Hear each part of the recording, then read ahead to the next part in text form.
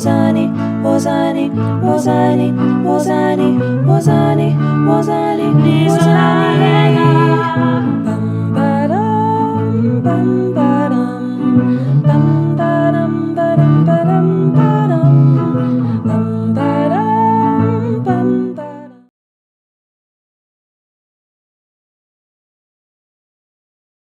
Ngiyenamukela kuleli khaya elifudumele lezindaba ezihlabahlosile zolimi lwesiZulu ezizokwenza ulokhu ubuya njalo njalo ukuzozilalela. Hlala phansi-ke unethezeke, ubize nabanye nithole intokozo nokwazi isiZulu kangcono. Igama lami nginguLungile. Ungangibiza Teacher Lungi, Mam Lungi noma Auntie Lungi. Lezi zindaba zicashunwe ngokusemthethweni ezincwadini zabakwa-Shooter and Shooter Publishers, abashicileli bezincwadi abaphambili iminyaka engaphezu kwe-100. Siyaqhubeka-ke nendaba yethu emfishane ethathele kule ncwadi le ethi Zafezeka Izifiso. Namhlanje-ke sifunda isahluko sesi-5 okungesokugcina. Ake sizwe-ke ukuthi kuhamba kanjani kule sahluko sesi-5. Khumbula kwisahluko sesi-4 sigcine u-Ayize eya esizibeni lapho ayekade ethole khona inhlanzi esankanyezi ethi uyokusho isifiso sakhe kwinhlanzi esankanyezi. Wasemangala mayebona ukuthi hayibo, khona osemdlulile wafika kuqala kunaye, futhi loyo wayeyintombazane iguqile eduze kwesiziba senhlanzi esankanyezi. Ake sizwe-ke ukuthi ngabe kwakubani leyo ntombazana leyo nokuthi yayifunani lapho. Isahluko sesi-5. Cha! Kukhala u-Ayize. Izwi lakhe laqaqamba liphumela olwandle. Yisifiso sami! Uzama ukweba isifiso sami! UThabisa wasukuma lapho, waphenduka wabheka u-Ayize. Izinyembezi zazigeleza emehlweni akhe. Wama lapho egqolozele u-Ayize engasho lutho. Wenzani? Kubuza u-Ayize. Ngiyaxolisa, Ayize. Ngicabange ukuthi mhlawumbe ngingasisebenzisa isifiso sakho njengoba wena ungasifuni. Kodwa ngiyasifuna, kukhala u-Ayize. Bengingafuni ukumemezela kuze bonke abantu. uThabiso wavala ubuso ngezandla zakhe. U-Ayize wabona amahlombe akhe enyakaza. Wayekhala.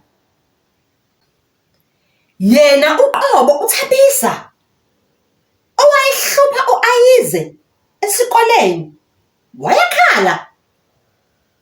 Kanjani nje? Yini? Kwenze njani Thabisa? Akulutho. Into nje engasho lutho. U-Ayize wavele wabona ukuthi uThabisa akalikhulumi iqiniso. Kukhona okwakonakele. Wagaxa ingalo yakhe emahlombe kaThabisa. Mhlawumbe ngingasiza Thabisa, ngitshele.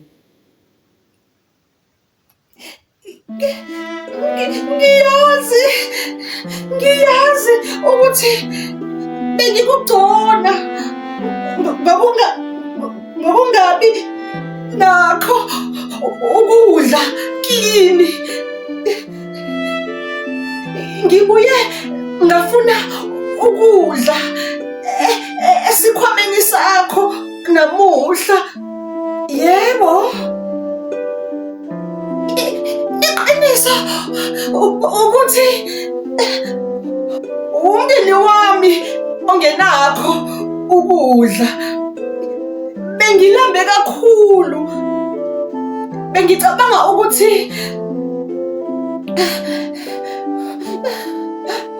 ungase ube nakho engingakudla esikhwameni sakho, kodwa ubungenakho. Ngizizwa ngiba namahloni, kusho uThabisa esachiphiza izinyembezi. Angazi ukuthi sizokwenzenjani, asinayo imali. Bengifuna ukusebenzisa isifiso sakho ukuze kugcwale ukudla emakhabetheni asekhaya. Inhliziyo ka-Ayize yashona phansi. Nakuba uThabisa wayemphathe kabi, wayehluleka ukuba angamdabukeli. Kufanele ukuba kubuhlungu ukungabi nakudla. Cabanga nje, u-Ayize wayefuna ukucela into engabaluleke nakubaluleka, umngani. uThabisa wayesidinga kakhulu isifiso senhlanzi esankanyezi kuno-Ayize. U-Ayiza wadonsa kakhulu umoya, waphakamisa ikhanda likaThabisa,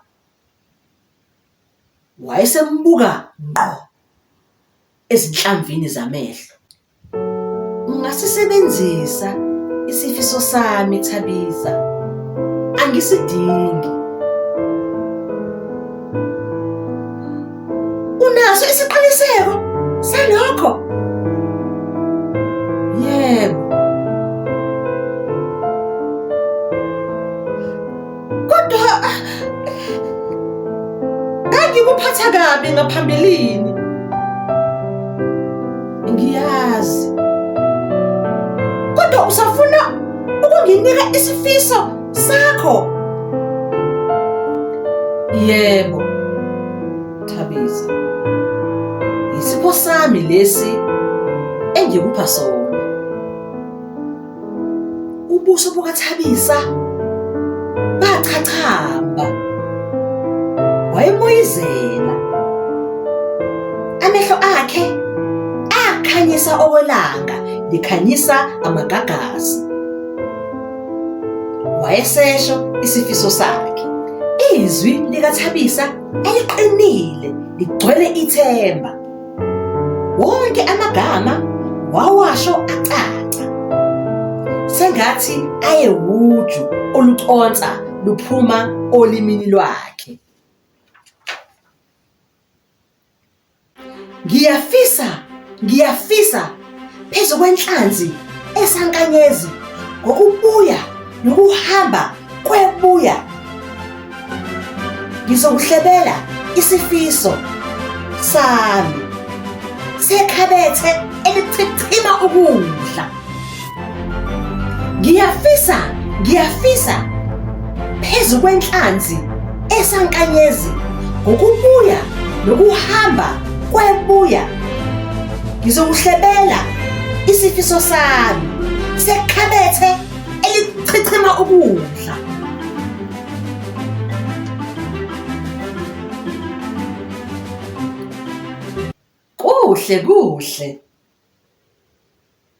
Kuhle lokho, kusho u-Ayize. uThabisa wambamba emahlombe wamanga. Ungumngane woqobo ofiswa yinoma ubani. Kufanele sibuye size lapha kusasa sizofuna enye inhlanzi esankanyezi ukuze nawe uzokusho isifiso sakho. Hayi, ngeke kusadingeka lokho, kusho u-Ayize. Ngicabanga ukuthi isifiso sami sifezekile.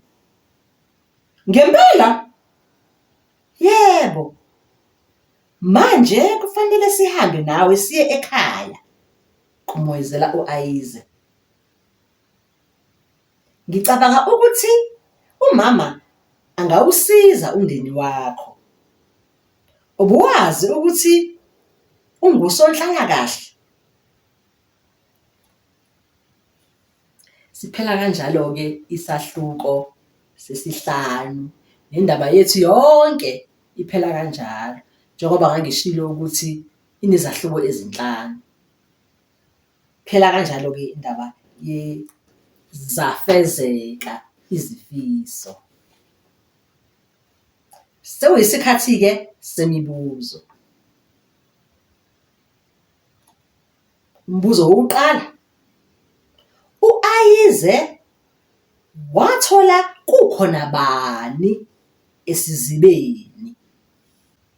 Umbuzo wesibili, uThabisa wayefuna ukucela ini?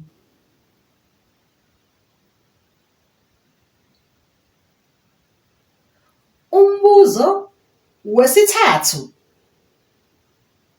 yini eyenza u-Ayize amdabukele uThabisa?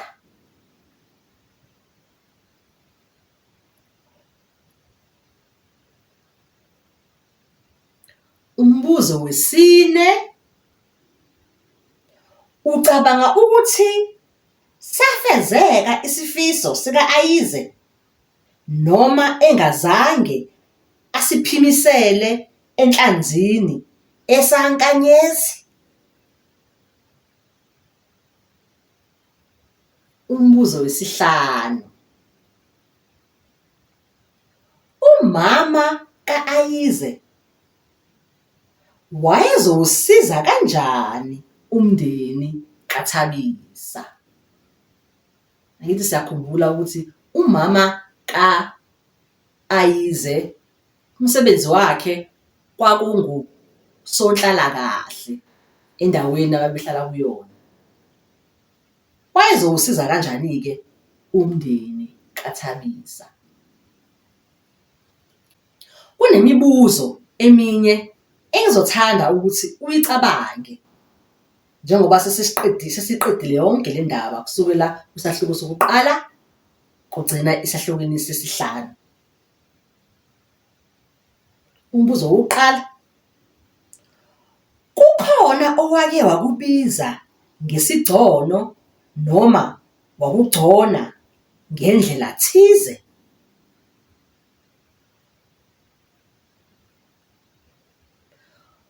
Kwakwenza wazizwa unjani ukuba nalowo muntu wayekugcona?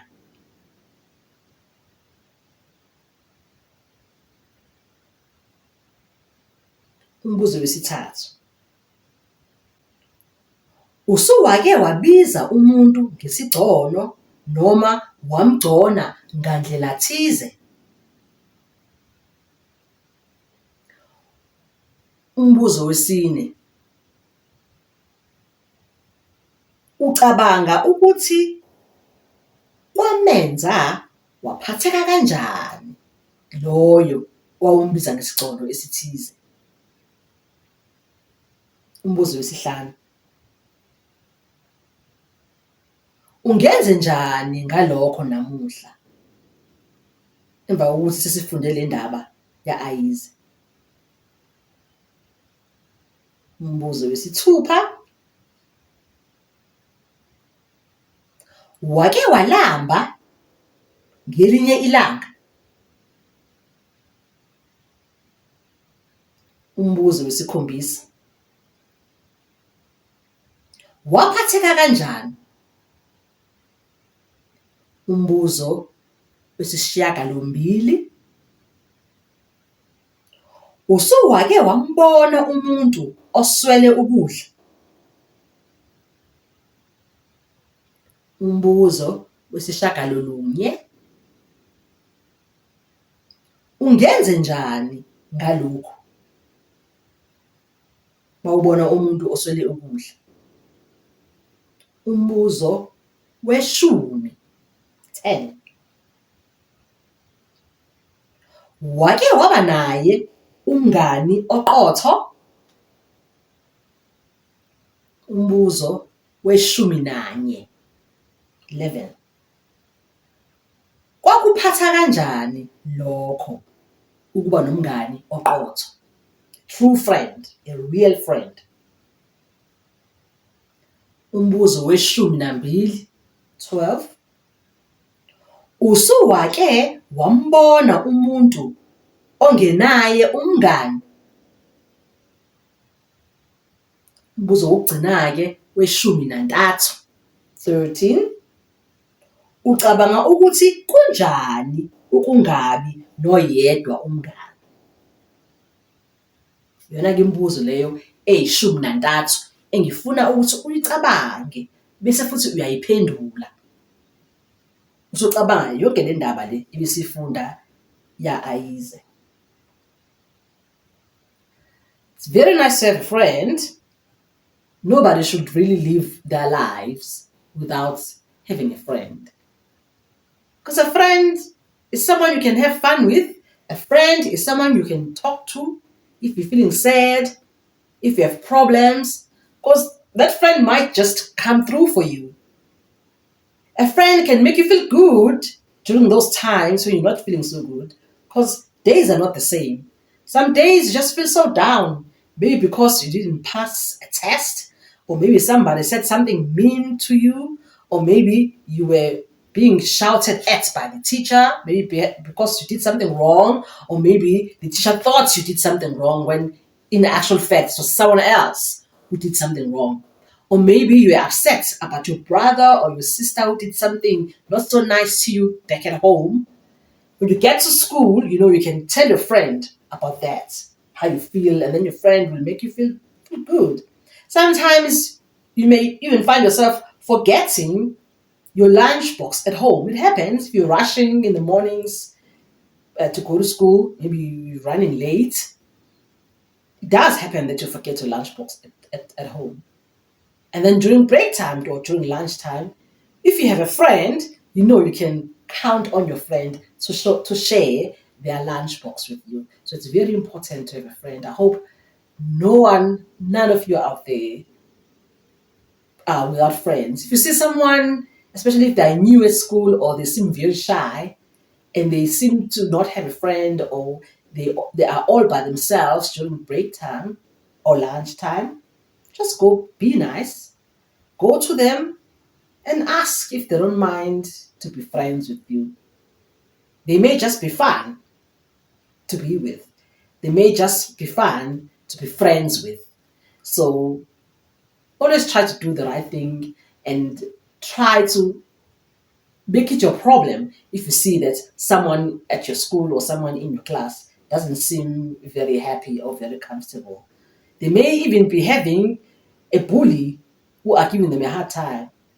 Then if they share that problem with you, you might go report the bully to the teacher, because maybe that person may be shy to go by himself or herself to the teacher to report the bully. That's why it's important to have a friend.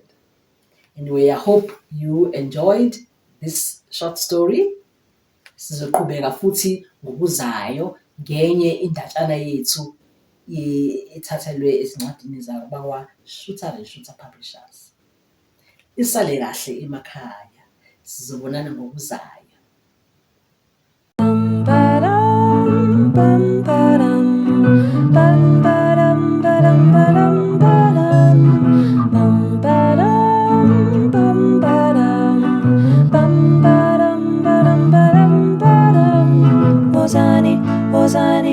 wozani, wozani, wozani, wozani, wozani. Bam badam, bam badam, bam badam, badam, badam, badam, bam badam, bam badam, bam badam, badam, badam, badam. Wozani, wozani, wozani, wozani, wozani, wozani, wozani. Bam badam, bam badam, bam badam, badam, badam, badam, bam badam, bam badam, bam badam, badam, badam, badam. Wozani, wozani, wozani, wozani, wozani, wozani, wozani.